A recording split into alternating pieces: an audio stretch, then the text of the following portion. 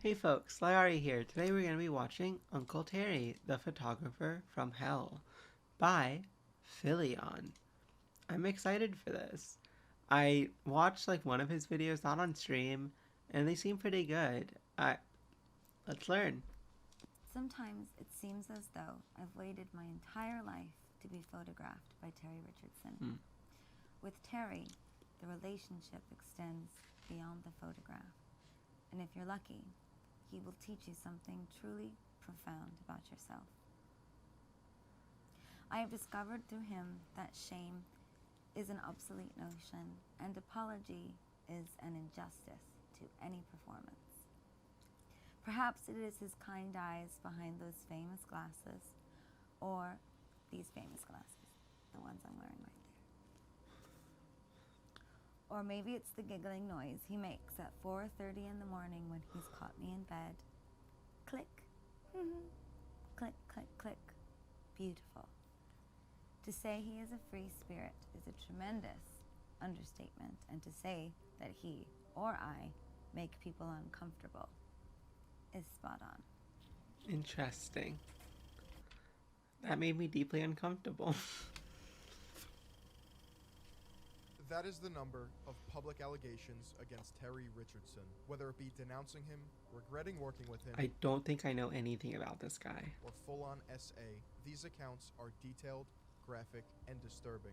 This is the Photographer from Hell. The following information in this video is included to provide context, not humanize or appreciate that. justify the allegations against Terry Richardson. Okay, good. Nothing about Terry's childhood was normal.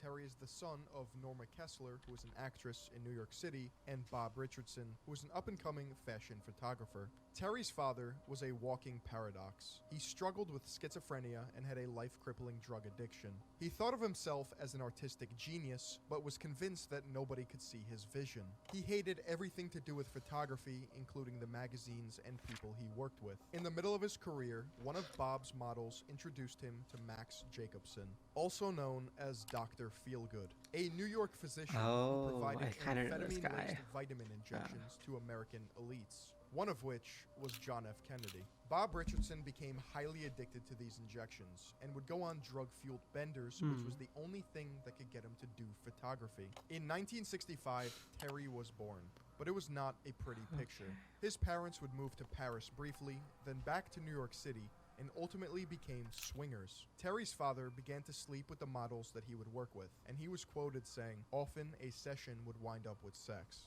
Terry's mom went after Bob's assistant. After multiple attempts to take his own life, 42-year-old Bob Richardson started dating 18-year-old Angelica Houston, who you may recognize from the Addams Family. Norma moved on to musician lovers, including Jimi Hendrix and Chris Christopherson, but would ultimately marry Jackie Lomax within a year of knowing each other. Terry was caught in the middle of his parents' escapades, splitting his time between Woodstock with his mother and London with his father and Houston. According to Terry, he was ignored, neglected, and traumatized. In the 70s, Terry moved to California, England, back to Woodstock, and then Hollywood one last time. I do like, it is important to provide context for the dude's life, and I like how he started out by like making you hate the guy and then providing context for his life, because like I still hate the guy and I should hate the guy, but it's important to note that like a lot of these are like cyclical, and that's how like abuse often is. And it's good, especially like if you're the victim of abuse, to like try and like look for those patterns and see if you repeat them in your own life and stuff. But like it's very difficult, like especially with certain types of abuse, like the mental consequences of that. Like abuse is hard. As Terry grew older, his father was running out of money, but he had a last resort Hollywood dream of making it. This was short-lived, and he became homeless. And around the same time, Terry's mother was critically injured in a car crash. After a long recovery, in 1982, Terry was given a camera by his mother and began to document his life in a rock band. In 1992, he decided to give up on music and start fresh in New York City. Unfortunately, this is where he got his big break. In order to understand why Terry Richardson was so successful as a photographer, we have to understand how he actually took pictures. Terry is known for popularizing the hard light snapshot aesthetic in photography. His signature style is shooting subjects against a white wall, with the flash of the camera mounted as close to the lens as possible. This is known as direct flash. Your typical photographer might use a professional large film format camera worth thousands of dollars. Terry Richardson is not your typical fashion photographer. There's people at home that have better cameras than I do, you know. When he first started shooting, I said, that's what he's working with, that's what he always uses. Even Diane said to me at one point, is this going to be okay? Will we be able to see the bathing suits? And he says, that's my best kept secret. This is what I shoot with. I mean, I used to just use like, regular, focus cameras, and my eyes were really bad, and had a really hard time focusing cameras. So I bought a snapshot camera, and I just started taking pictures with it. Found that the quality was just as good, and they were just so much easier and more free to use. That's interesting. I have to have so much trust in him that he has an amazing eye, that he's just not going to find this picture that my mom would take. Contrary to setting up multiple light sources, That is softboxes, true. and crafting a scene, point and shoot with direct flash appears lazy and gives off the vibe that anyone can do it. Benefits of this style include it's cheap, easy to produce, and requires little to no post-processing. It's also seen as edgy or cool because it's based in realism.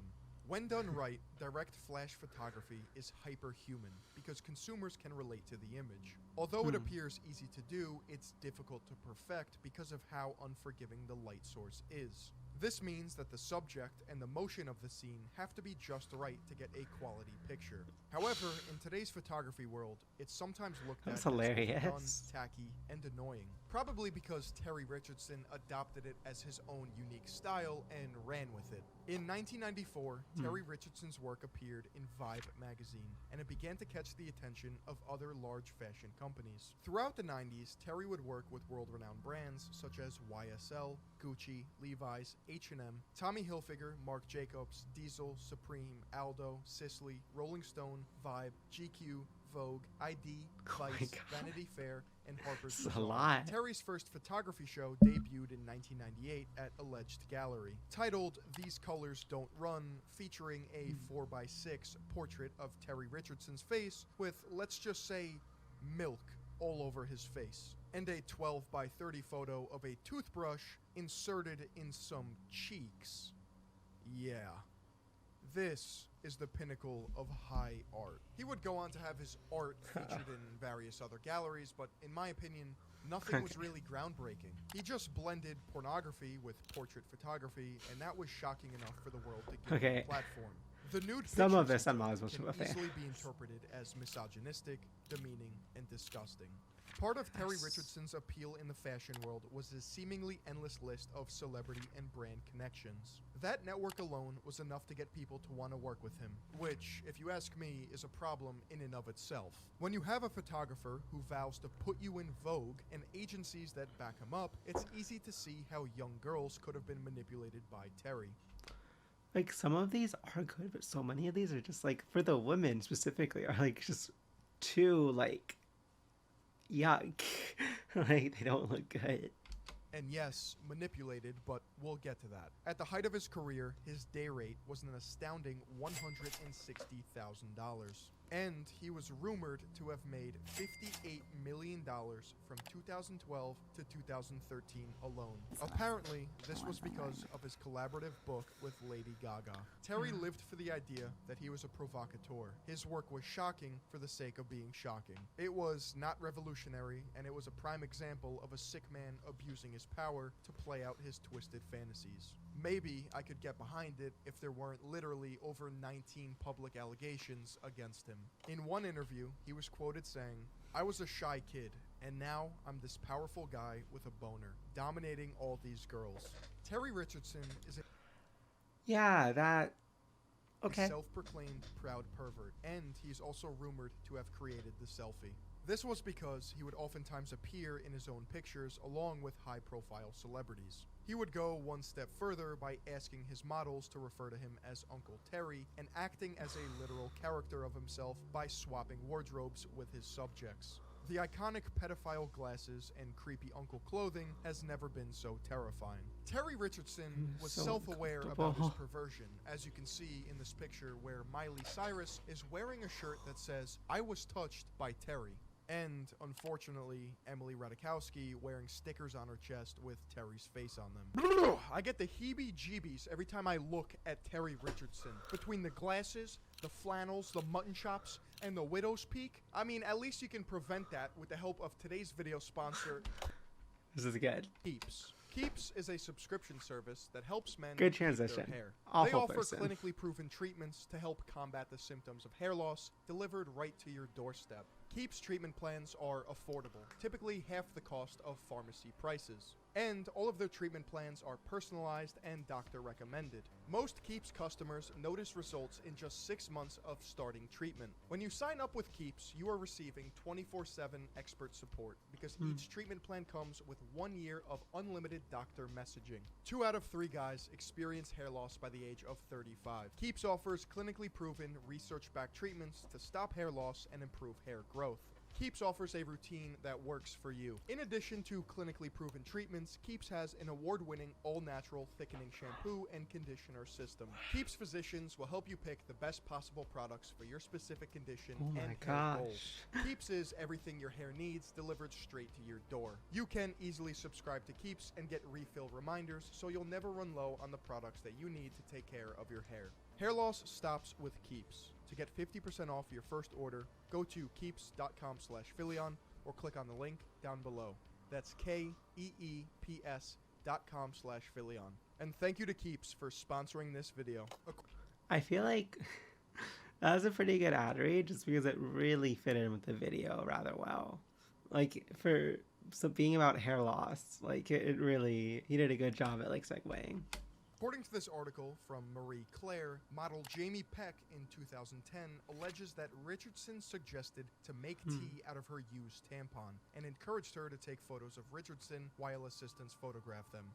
This ultimately led to sexual acts taking place. In 2002, Terry Richardson told Vice that the goal of his upcoming campaign with Supreme was to put together a calendar that you could jerk off to. He said the shoot got a bit out of hand by the end. The women producing the shoot got freaked out and had to leave. I think every person there to someone. It was intense. According to numerous accounts, Terry would get naked in front of his models in order to convince them to shoot nude. In 2005, Gabriella Johansson stated that Richardson disguised model consent forms as sign-in papers for a topless shoot. Richardson then pushed aggressively for Johansson to get fully nude, and she felt extremely uncomfortable. Foot touching? Oh no, you don't have to read it, just... His sideburns, But- what? Touching or like... I'm so uncomfortable. Super common. You can sign, you can skip all that. Oh, okay. Signed? Alright, let's get started. Okay, so go ahead and let's pose right here on this. Go ahead and grip that and rip it. Stripper pole? You haven't seen people, it's for exercise now? It's a thing. Come on. Come on. Naked? Exercising naked? It's progressive. It's about female freedom. Well, we didn't talk about that before, so... You should have read the contract.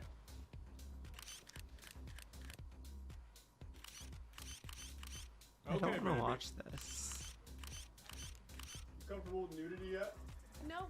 In the same year, a 17-year-old male model was booked for a test shoot that he didn't know would involve nudity, and Terry Richardson published his pictures 3 times in one of his books. He later sued Terry for invasion of privacy, intentional infliction of emotional distress, and negligence. Even stranger, this individual would go on to date Lady Gaga, who was one of Terry Richardson's biggest collaborators. In a 2000 interview with Hint Fashion magazine, Terry stated, "Like I've always said, it's not who you know, it's who you blow. I don't have a hole in my jeans for nothing." It was Jamie Peck's voice in March of 2010 that gave other victims the strength to come forward with their stories. This meant for nearly 2 decades, Terry Richardson got away with plastering his art all over Manhattan galleries. It was a sleazeball's fantasy that played out in real time. One constant among many of the stories was an alleged assistant by the name of Leslie Lesson, who was a high-profile fashion stylist. According to the victims, she stood idly by, encouraged, and acted as damage control for the girls after Terry had his way with them. lesson, and my ism is chisel. There we have it. That's another dailyism with Paula Miranda. And you heard it from a very shy cat. Peace. This would mean that she enabled and facilitated Terry Richardson to play out his perversions. Terry would go on to publish numerous photo books throughout his career. Terrywood is a laughably bad assortment of pictures that best represent the glitz and glamour of Hollywood. I swear a toddler with a flip phone can take more thought-provoking images than Terry did in Terrywood. I don't know who Yeah, it greenlit seems this pretty bad. project. It was apparent that this book was sold solely because of his perceived fame. However, there are two Terry Richardson books in particular that paint a better picture of how creepy Terry Richardson actually is. They were published to fuel Richardson's ego, and that's about it. Kibosh is a full-on pornographic book featuring Terry and his subjects engaging in various sexual acts. There's really nothing more to it. Number 2, Terry World. Jeffrey Deitch, a New York gallerist, put on a show of Terry Richardson's hardcore work in 2004. Women who worked for the gallery objected to this and were offered 1 month paid leave by Jeffrey himself. 3,000 people attended, but only one picture was sold.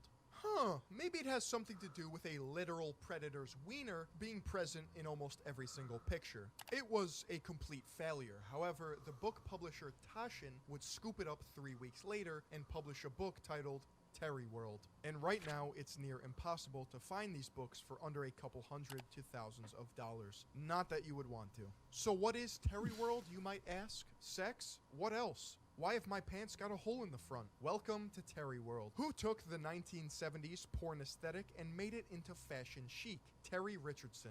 Who made the trailer park trendy and the tractor hat de rigueur? I'm sorry, excuse my French. Richardson again.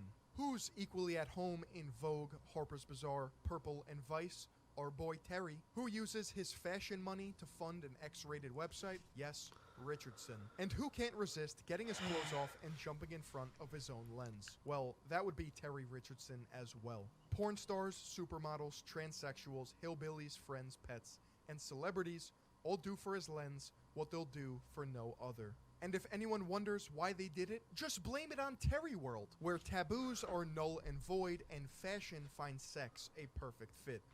This is so weird. This edition's special panic cover is reversible to a realistic-looking academic book to keep the real contents hidden from your annoying boss, or even help you impress an attractive onlooker. 9 people featured in Terry World wanted to sue him. 2 of them actually did. In the early 2010s, he would go on to direct various music videos, including Beyoncé's XO and Miley Cyrus's unforgettable Wrecking Ball, which won I actually like that video. I didn't realize he directed it. won Best Video at the 2014 VMAs. A book titled Focus, Yes, that The makes Sexy, sense. Secret, Sometimes Sordid World of Fashion Photographers by Michael Gross, swiftly changed Miley Cyrus's mind on Terry Richardson. She later regretted working with him. However, the most unsettling cameo for me is his appearance in 30 Seconds to Mars' Hurricane music video. If you know anything about this music video, it was banned from MTV until another version was released because it's a straight BDSM erotic film. It was directed by Bartholomew Cubbins, which is a Jared Leto pseudonym or fake name, taken from Dr. Seuss's character. The Jared Leto and Terry Richardson connection is deep and raises a lot of questions. 2 of the most openly problematic figures in Hollywood that no one can touch are best friends.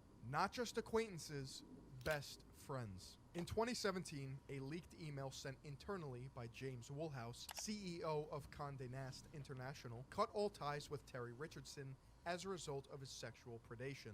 He stated, "Any shoots that have been commissioned or any shoots that have been completed but not yet published should be killed and substituted with other material." The Condé Nast umbrella includes Vogue, Glamour, Wired, Vanity Fair, and GQ. Various other brands have followed in their footsteps and also cut ties with Richardson as well. Yay. Now he lives out his life in Woodstock, New York as a father of twins with wife Alex Bartolo, who was one of his assistants. Go figure. Terry Richardson currently walks around like a forgotten ghoul, blacklisted from every large publication and agency for good reason. All that's left are those godforsaken ugly pictures that marks the signature 2000s creepy uncle aesthetic. Every celebrity photo with Terry Richardson in it, or that dumb white background, gives me the exact same bone-chilling reaction that I get when I see pictures like these.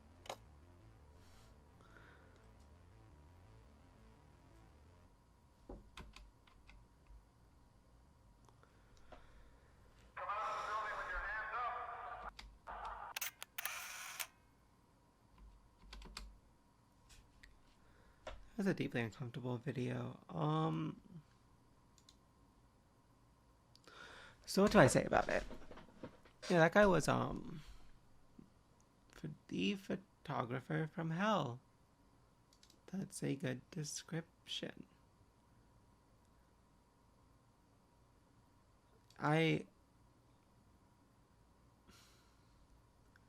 is a very real culture of abuse and like not good things in a lot of industries, especially like publicized ones like Hollywood that are all, a lot about like influence and like weird people.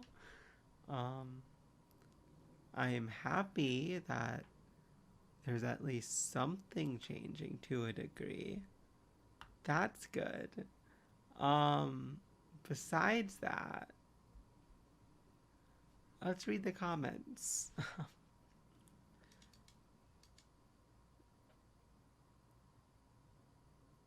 Let's see. One sec. I'm trying to see if there's any comment that I actually like.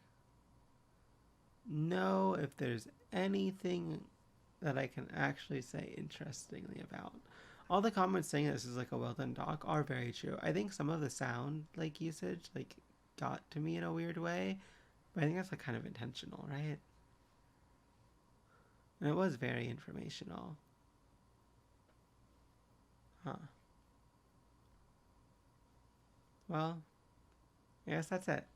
Thank you so much for watching. I hope you have a great day. Bye. Hey folks, lyarri here. Thank you so much for watching. Remember to like, subscribe to me on YouTube, on Twitch, and have a great rest of your day. Bye.